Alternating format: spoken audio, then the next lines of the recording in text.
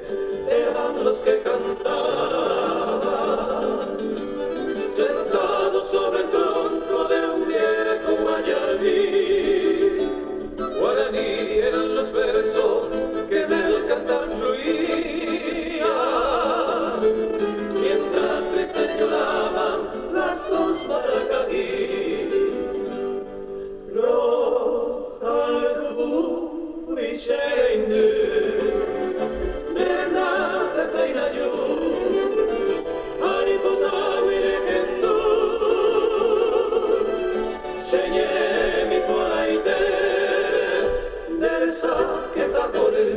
De Yuru, Topucabe, Tobera, Serecobe, Teresa, o tu pase.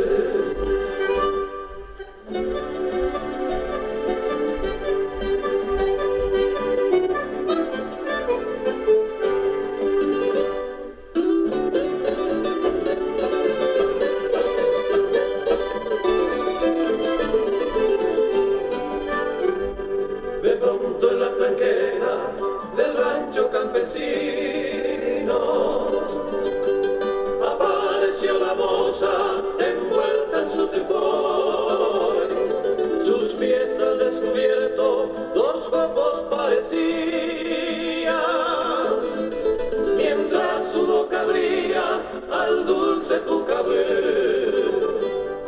Enmudecieron lentas las nobles guitarritas, las fieles compañeras del bohemio de David, y firmes sobre el tronco los dos la contemplaron,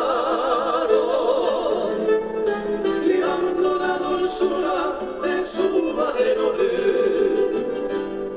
Y ay, te digo se ve, la luz o la moza, Peña Pojaisa,